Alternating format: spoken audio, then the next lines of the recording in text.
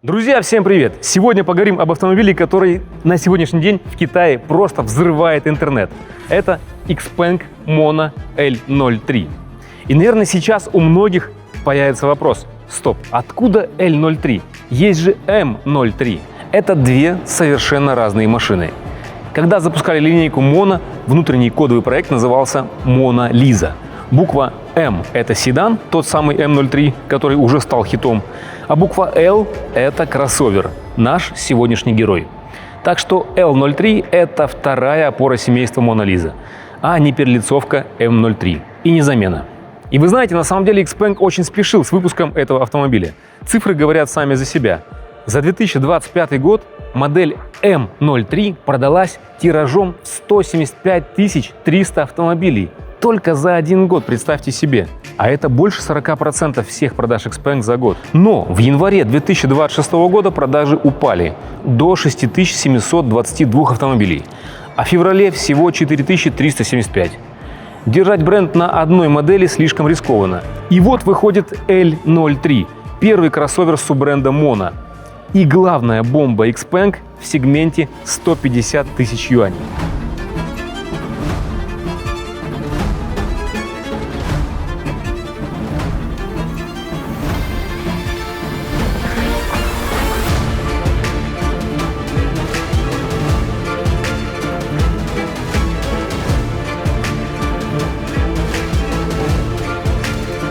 Внешний вид Mona L03 – это результат работы международной команды, которую возглавил Хуан Ма Лопес, бывший дизайнер экстерьеров Ferrari. А мне лично это все напоминает новую эру из «Звездных войнов». Вот, какой космолет. И это чувствуется в каждом изгибе. Автомобиль получил силуэт купе-кроссовера, который отходит от привычных скучных и утилитарных форм. Инженеры и дизайнеры внедрили 23 специфических аэродинамических оптимизаций. Сочетание с активной решеткой радиатора, которая закрывается на высоких скоростях, выдающиеся показатели коэффициента лобового сопротивления 0,228. А это, между прочим, лидер в своем классе, топ-1. Особого внимания заслуживает эксклюзивная версия Dark Knight, либо Black Warrior, хотя вот у нас есть такая шильда и написано на ней Rome. Эта спецверсия, нацеленная в том числе на глобальный рынок, предлагает уникальный стайлинг-пакет с затемненными элементами, эксклюзивный пользовательский интерфейс мультимедиа-системой и дизайнерские пасхалки по всему кузову и салону.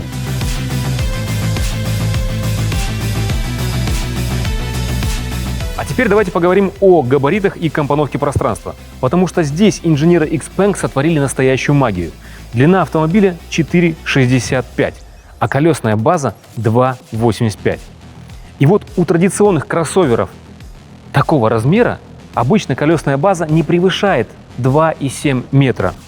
Но здесь за счет того, что была спроектирована новая электроплатформа, удалось увеличить колесную базу, расставив колеса по краям, по углам, тем самым увеличив внутреннее место пространства. Спереди под капотом находится багажник, или так называемый франк, на целых 102 литра. Но это только у моноприводной версии. Если вы берете полноприводную версию, франк будет чуть меньше, но все равно внушительный – 69 литров. И вот знаете, вот сюда можно разместить чемодан.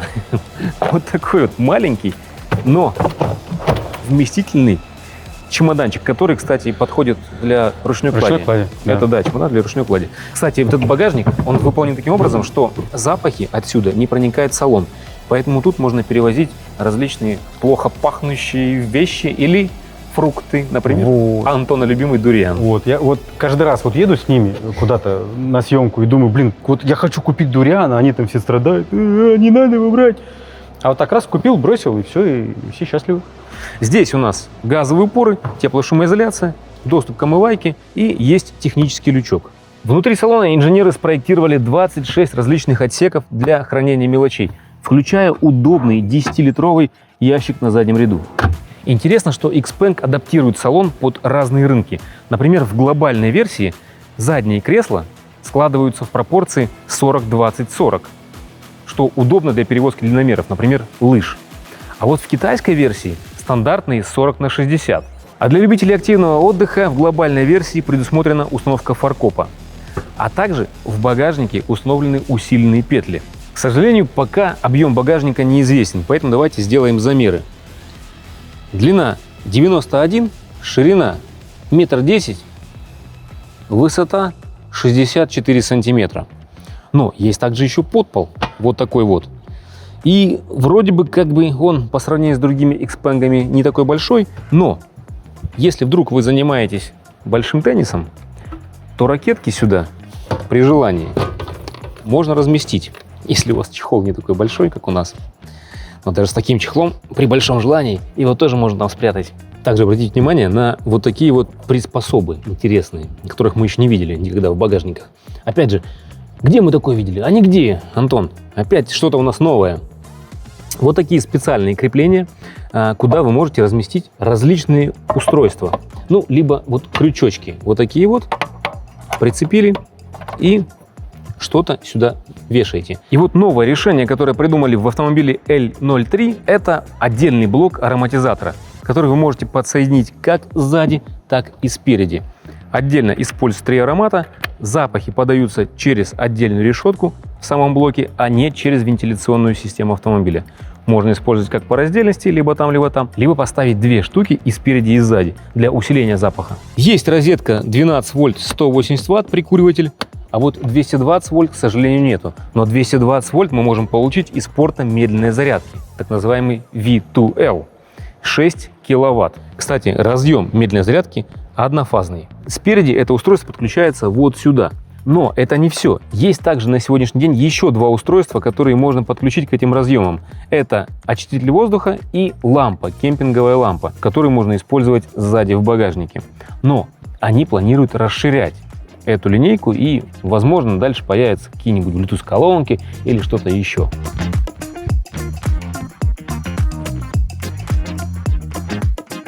Ну что, настало время тест-драйва. Давайте посмотрим, так ли она хороша, как говорят в буклетах.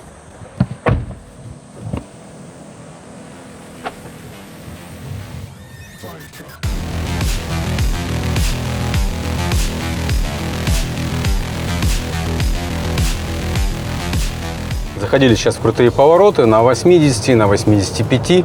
Машина дорогу держит великолепно. Сносов нет никаких и даже намеков на это. К педальному узлу и к рулю вопросов нет.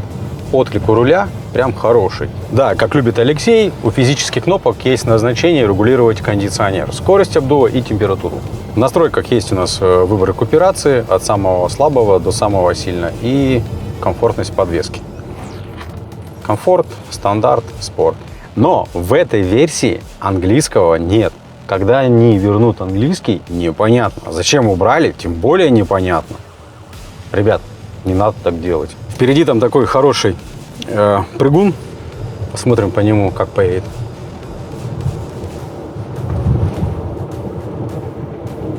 Что ж так хорошо-то? У нас недавно был тест-драйв на Song Ultra EV. И вот там подвеска похуже. Здесь она вот на так вот получше. Она в моментах просто ведет себя лучше, она в кренах ведет себя лучше. Нам не дают сейчас автомобиль выгнать на трассу и посмотреть, как она едет там 20, 18, 16. Давайте попробуем пустить машину в занос.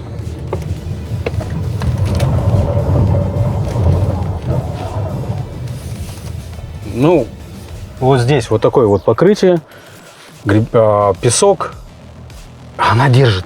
Это что-то с чем-то. Они добились от низкой стоимости шикарной управляемости. Вот здесь как будто бы они пошли по пути Xiaomi и делают автомобили себе в убыток. И вот что хочу отметить. Вот режим Mode, переключение режимов. Он переключается между спортивным режимом и тем, который вы выбрали. Нажимаете кнопку Mode, сразу спорт режим. Обогнали, все сделали, нажали Mode, вернулись в эко. Можно же по-другому сделать. То есть есть стандартный какой-то, да, есть кастомизированный. Вот, допустим, раз, спорт и кастомс. Вот так. Удобно, классно. Пользуйтесь. Также здесь есть режим One Pedal. Собственно, как и во всех Xpeng практически. Разгоняемся до 60, бросаем педали, смотрим. 60. Тормозит не слишком резко, аккуратненько. Все. 10-9, встали, 0. Вот я бы, наверное, в таком режиме ездил. С семьей не знаю. Потому что, еще раз, давайте 50, вот, точнее, вот 40 бросаем, и вот он вот рисковато тормозит, да, это больше для управляемости в одного. А если мы One Pedal попытаемся как-то перестроить, помягче сделать, давайте посмотрим еще раз.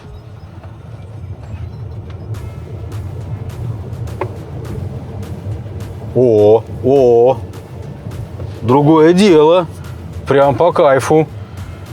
И она же остановится в ноль, да? Она медленно это делает, и да, вот она останавливается в ноль. Кайфушки-то какие! Концепция Mono L03 – это торжество минимализма. Более 72% поверхности, к которыми вы прикасаетесь, покрыты мягкими премиальными материалами. Но, к сожалению, пластик в дверной карте они оставили не закрытым, хотя вот сюда же мы часто что-то кладем. За атмосферу отвечает контурная подсветка с эффектом водной ряби. Плюс, когда вы смотрите киношку, вот эта вот ambient подсветка вам дает эффект расширения картинки. Над головой двухслойное панорамное стекло с серебряным напылением, которое блокирует почти 100% ультрафиолета. Антон, а что это за пикабара висит? Кипабара, капибара, Леша, капибара, пикабара, пика-пика-пикабара. Будем это так теперь называть. Слушай, здесь вообще вот этих вот мест, куда чего-либо можно подсоединить, очень много. Опять же, хочешь поменять футляр для очков на футляр для салфеток, пожалуйста, изи. У меня, наверное, никогда столько эмоций дизайн Сяопена не вызывал, что внутри, что снаружи, честно. Даже есть бардачок, которого у меня, к сожалению, в моем Xpeng G6 нету. О, кстати, «Звездные войны». Да, твои любимые. вообще. Я же говорю, космолет. Космолет. Я вот именно вот такой автомобиль жду, когда они выпустят через 5-6 лет. Слушай, ну знаешь, я вот все хожу, смотрю и думаю, менять мне Xpeng свой G6 на него? Нет. И не хочу. Нет, ему не надо. Я себе делаю. Ты вот поэтому не меняешь? Конечно. Я красненький хочу. А что ты не хочешь, чтобы у нас было два одинаковых автомобиля? Да нет, я тут просто дело в том, что он меньше чуть-чуть немножечко, чем мой G6. У него менее емкая батарейка, чем у меня. Салон у него прям какой-то такой, знаешь, аскетичный, что ли. Ну, какой-то такой простенький, знаешь, вот как-то подсветка, вот ambient подсветку они сделали классную. Они ей гордятся, они там сейчас на презентации нам рассказывали, какая она классная, шикарная. Но вот то, что они убрали дисплей приборной панели, для меня это просто, это все. Это вот, я не знаю, зачем они это делают. Ну, места же там много, там очень много места, ну, можно же было сделать. Зачем? Зачем это делать, не понимаю. Дань Теслы, опять гонятся за лидером. Ну, не знаю, сейчас проекционные дисплеи делают качественные, хорошие, и они не раздражают глаз. Вот я вам, уважаемый Xpeng, скажу следующее. У меня супруга с плохим зрением, и она, когда едет за рулем, если включена HUD-проекция, она нервничает. Ей кажется, что что-то мешает перед глазами. Она мне просит, выключи, пожалуйста, выключи, где она выключается. А выключаешь проекцию, где у тебя цифры все? Вот здесь где-то что-то. Скорость где смотреть? Вот здесь смотреть скорость? Нет. Экран приборной панели – это функция обязательная во всех автомобилях. И она у вас украдет определенный процент продаж. Я вам об этом говорю. Вот я автомобиль этот не покупаю, потому что нету приборной панели. Вот так вот. А я хочу отметить, как они грандиозно спрятали дефлекторы кондиционера. Вот, да. Вот. Где они? А вот там. Сок просто вообще. Вот смотришь на это все дело. А мне понравились вот эти вот крепежи. Места для крепежей. Вот здесь она сверху, вот здесь по краям у вас есть. То есть, да, это придумал Xiaomi.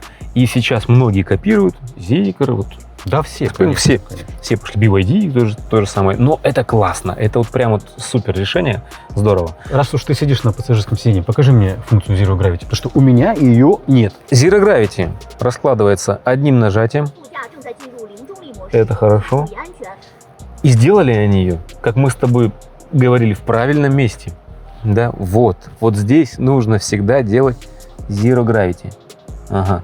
Атаманочка тоже раскладывается. И ты посмотри, даже я здесь лежу комфортно.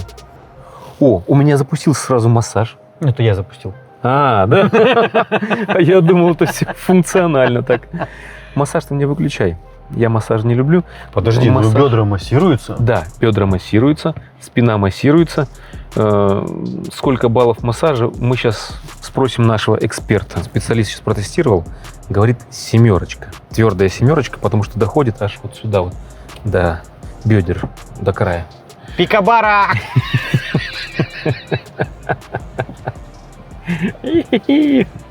Да, здесь очень много вот таких магнитиков, куда можно цеплять разные вещи.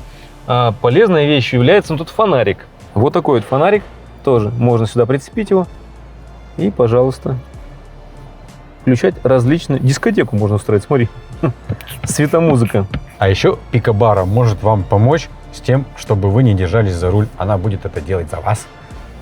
Да, а если вы не знаете, как это делается, посмотрите наш выпуск про путешествия. Кстати, выпуск про путешествия мы переносим на наш новый канал Pandaway Life. Все, кто хотят узнавать новости про жизнь в Китае, подписывайтесь на него. И вот там мы использовали кроличью лапку, так называемую, которая рулила за нас. А теперь будем Пикабар использовать. Запоминаем устойчивое выражение Пикабара. А что, не Пикабара, нет? Центральный экран 15,6 дюймов разрешением 2,5К.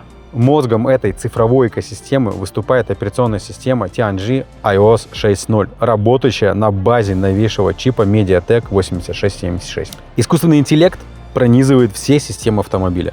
Здесь есть умный AI-климат-контроль и система активного шумоподавления. Причем продвинутые технологии подавления шума дороги и двигателя доступны эксклюзивно в топовой комплектации Ультра. Затестили мы музыку, присвоили ей твердые 7 баллов. И вот хочу отметить, что здесь даже в базовой комплектации 1000 Вт и 20 спикеров. В настройке музыки есть вариант настройки звучания с помощью искусственного интеллекта. Но, к сожалению, вот этот искусственный интеллект не будет доступен в международной версии.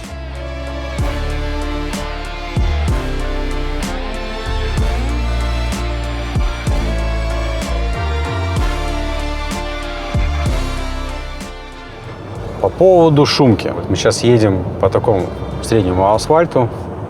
90, 100, вопросов нет.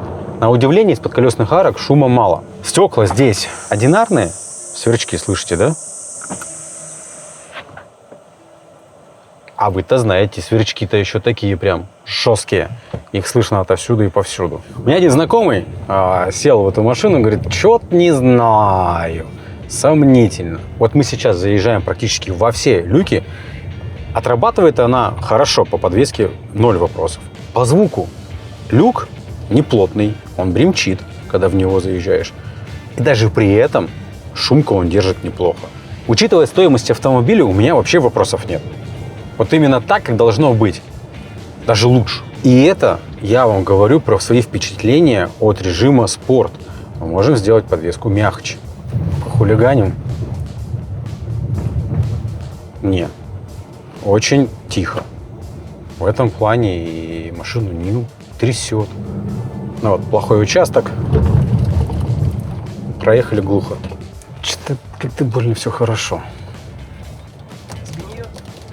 О, точно, пишите в комментариях, сгниет. Пересел назад, чтобы проверить шумку.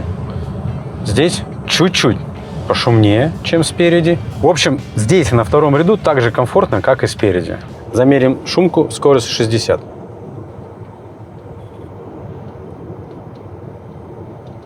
Ну и замерим шумку на 100.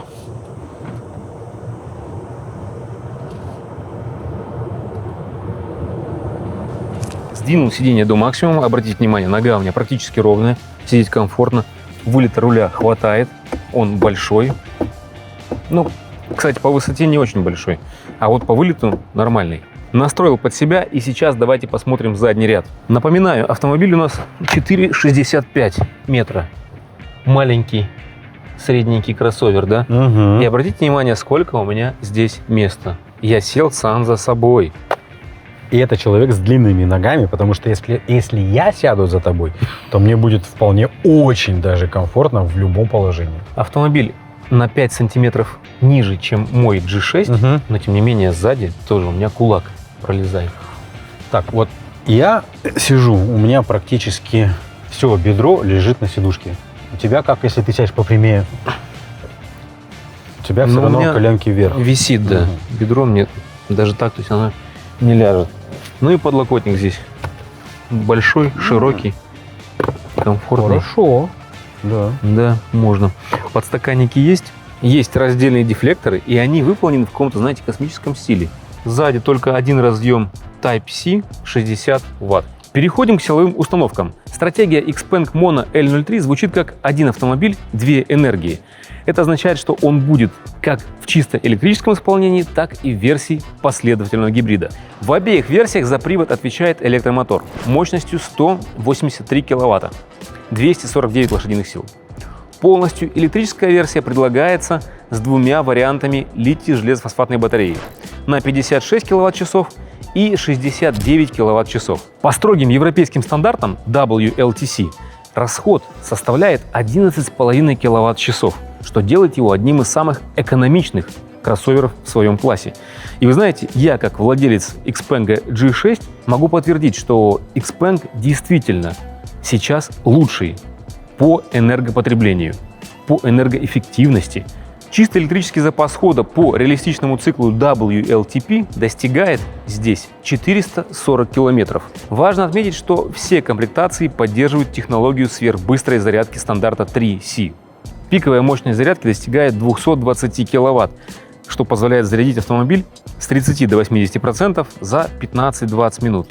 Да, конечно, не рекорд, но тем не менее скорость хорошая. Специально для зарубежных рынков Xpeng акцентирует внимание на наличие полноприводной версии, которая обеспечивает уверенный контроль над автомобилем в сложных погодных условиях. У гибрида электромотор работает в паре с компактным 1,5-литровым бензиновым генератором, который не имеет связки с колесами, а работает только как генератор, подзаряжая батарейку, емкость которой, кстати, 39 киловатт-часов. А запаса хода только на батарейке хватает на 257 километров, правда по циклу CLTC. А вот суммарный запас хода свыше 1000 километров. За терморегуляцию батареи и обогрев салона зимой отвечает интеллектуальный тепловой насос нового поколения, который снижает энергопотребление климатической системы в 2 раза. А вот главным отличием всех автомобилей Xpeng, последних, от других автомобилей умных на сегодняшний день, это их собственный чип Turing AI, вычислительная мощность которого 750 ТОПС. Автопилот L03 включает сразу 3 процессора Turing, которые в сумме выдают 2250 ТОПС. А это почти в 10 раз выше, чем стандартные решения сегодняшние на рынке. Такая огромная мощность необходима для работы нейросети, которая обрабатывает данные с множества камер, установленных по периметру автомобиля. Xpeng, как вы знаете, полностью отказался от дорогих лазерных лидаров в пользу чисто машинного зрения. Камеры здесь способны распознавать объекты при резких перепадах света, а нейросеть обучается на миллионах километров реального вождения, имитируя поведение живого водителя. В результате автомобиль способен маневрировать в сложнейших городских условиях, передвигаться от парковки до парковки, а также избегать препятствий за миллисекунды. И вы знаете, сегодня на китайском рынке Xpeng демонстрирует один из лучших автопилотов. Вот сейчас едем на автопилоте. Интересно, у нас такой перекресток. Все, машина справляется, велосипедиста видит, встречку видит. Естественно, у Xiaopeng, у Mono в целом это один из лучших автопилотов на рынке Китая. Ситуация, однако.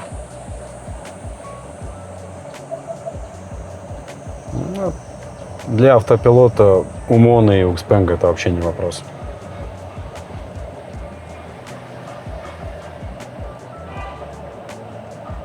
И да, ребята, обратите внимание, разметки нет. Ну и, естественно, парковку вы можете выбрать любую, как вам нравится. Нас чуть ограничивают в тест-драйве. С нами сидит представитель компании и говорит, нельзя делать замеры 0-100, вот если он выйдет из машины. Значит, будем делать замеры 0-100 втроем. Включаем спорт-режим и погнали.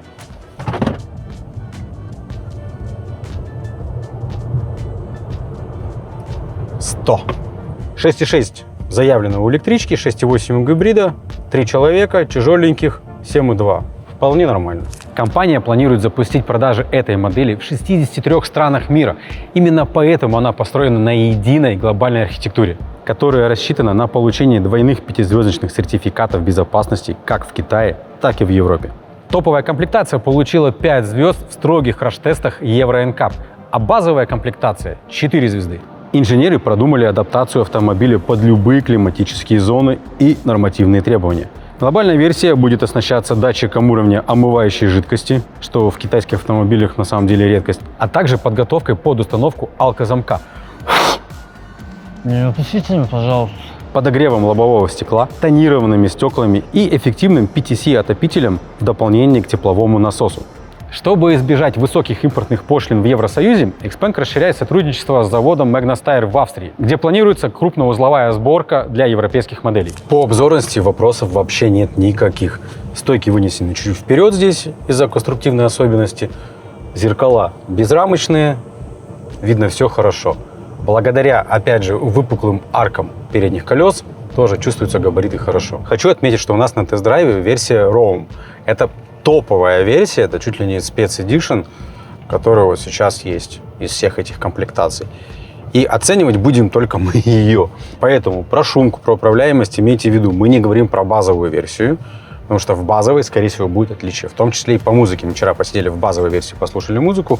И точно могу сказать, в базовой версии музыка похуже, чем вот в Roam Edition. А еще в этой версии есть молоточек для безопасности. Можете разбить стекло, либо подрезать ремень. В других версиях, которые стояли на выставке, такого нет. HUD яркая, большая, и у нее есть плюс в том, что отображаются слепые зоны. Включаете камеру заднего хода, пожалуйста, видно все. Начинаете как только трогаться, она показывает как бы сверху, да, камера 360 отображает сверху, плюс прозрачное шасси. Включаете поворотники, правый и левый, слепые зоны отображаются.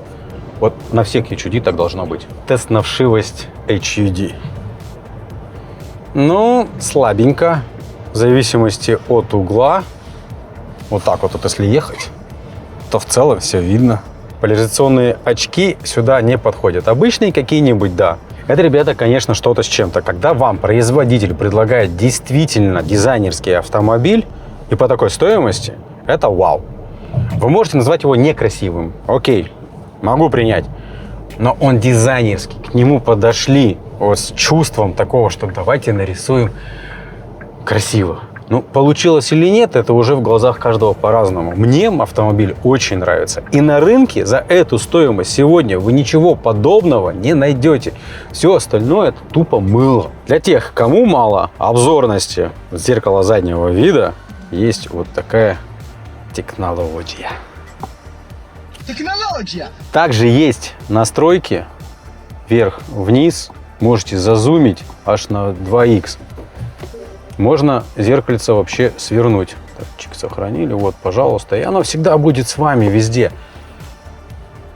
Слушайте, ну, как они следят друг за другом, как они у друг друга фишки все копируют. Молодцы. Вот сейчас мы уже катаемся на количество времени. Расход у нас 15,4 киловатт-часов на сотню. Ездим мы не быстро, но у нас есть периодические ускорения. А средняя скорость, я бы сказал, 60-70. Ну и также хотел бы отметить, что в версии ROM, по крайней мере, есть подогрев руля.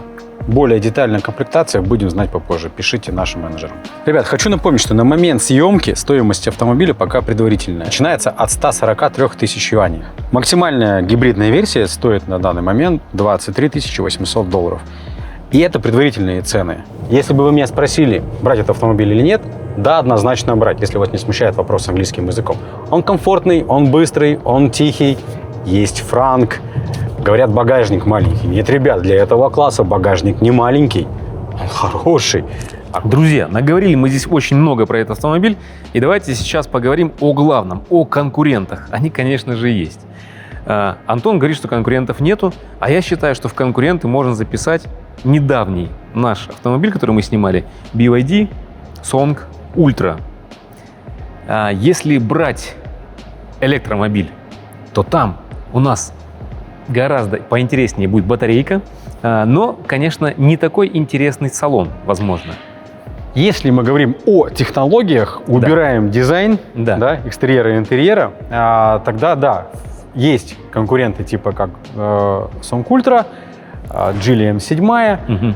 Наверное, еще я бы Дипал отнес бы туда, все-таки тоже умненький. Но для меня лично в этой ценовой категории конкурентов нет этому автомобилю. Даже несмотря на то, что если они все-таки по итогу выкатят маленькую батарейку в максимальных комплектациях, мне даже этого будет достаточно, потому что я влюблен в дизайн. Вы знаете, он влюблен не в дизайн, а он влюблен только в эти фары. Антон у нас большой фанат «Звездных войн».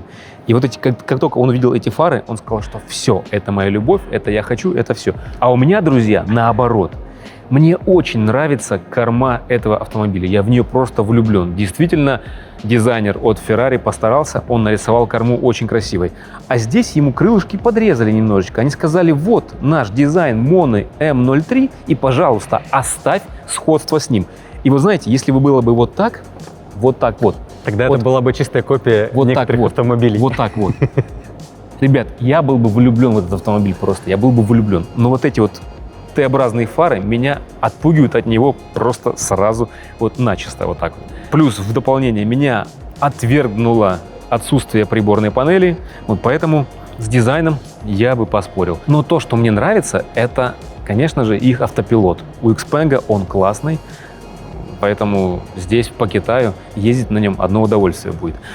А вот если взять гибридную версию и опять же вернуться к упомянутому мной BYD Songu Ultra, то там тоже все интересно. Там 1845 километров суммарного запаса хода, а здесь всего 1000. По суперкитайскому циклу. А здесь тоже по суперкитайскому циклу всего Нет, 1000. здесь они все равно говорят, вот мы для Европы, а ты как владелец Xpeng знаешь, что Xpeng как никто умеет показывать реальные цифры. Да, это так, так и есть.